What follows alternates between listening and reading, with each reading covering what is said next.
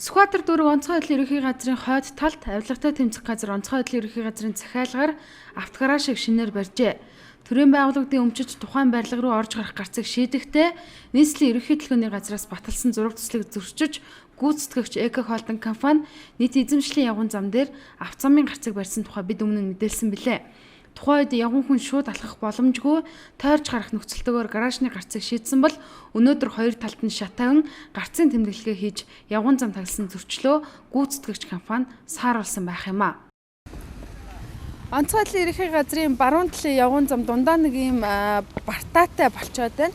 За учир нь юу вэ гэхээр төрийн байгууллагын захиалга буюу авилгатай тэмцэх газар онцгой байдлын ерөнхий газрын авто гараж шиг явган замыг таглаж бариад за хоёр талд нь бол шатаар асуудлыг шийдэх гэж оролцсон байгаамаа. За гэхдээ нийслэлийн ерөнхий төлөвлөгөөнөөс газраас л яг ийм зураг төслөл гаргаагүй. Эко холдинг буюу барилгыг гүйцэтгэгч компани бол дур мэдэн явган замыг таглаж ирсэн гэдэг ийм мэдээллийг албаныхаа өгч байна.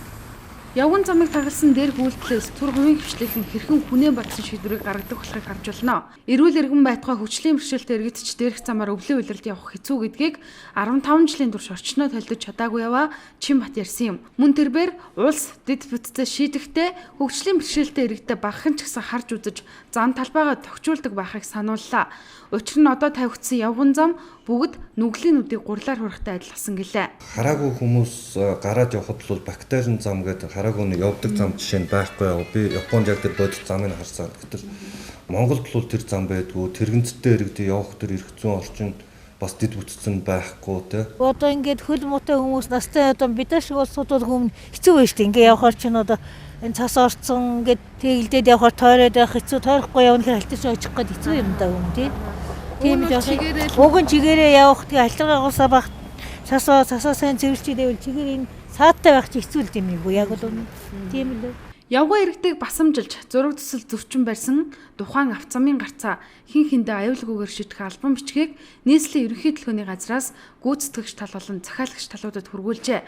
Мөн нийслэлийн мэргэжлийн албаны газарт төлөлт зөрчсөн гэсэн дүгнэлт гаргуулахаар хандсан байна. Иргэн нөгөө тахир дотоо иргэд ч юм уу хөгжлийн бэрхшээлтэй хүн явахад их хэцүү л хийгээ айцсан байна. Тэгэхээр тэрнийг бол тодорхой хэмжээнд алсаас нь налуулдаг ч юм уу тиймэрхүү чиглэлээр одоо манайхтай бол хамтарч ажиллаач гэсэн саналыг бол одоо манайх тэр онцгой байдлын ерөнхий газрын авилгатай тэмцэх газарт бол албан бичиг явуулсан. Энэ бол одоо норм дүрм зөрчсөн байна. Явган хүний зам талбайг хаацсан байна. Тийм учраас та нар одоо энэ дээр бол хамтарч ажиллаа, зураг төсөл дээр хамтарч ажиллаа гэсэн албан бичиг өргүүлсэн байна. Уг нь нийтийн хэлбэрийн газрыг чөлөөлж тохижуулах тухай захирамжийг өнгөрсөн 4-р сарын 2-ны өдөр нийслэлийн засаг дарга гаргасан байдаг.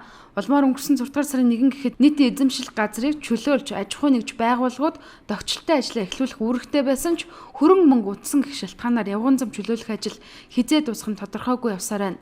Ямартай ч явган хүн алхах замыг өөрийн дураар таглаж бүгэлсэн нэгний байгууламжийг чөлөөлж нийслэлийн иргэд чөлөөтэй алхах зам талбайтай болох шийдвэрийг хотын дарга гаргасан нэг твшлээ. Гэтэл нийтийн хэлбэр газар явган зам чөлөөлөх сахирамж хэрэгжээд удаагүй байтал дахин нэг явган замыг таглан автозамын орох гарах гарцсан замыг төрийн байгууллагуудын захиалгаар барьсан нь инэ.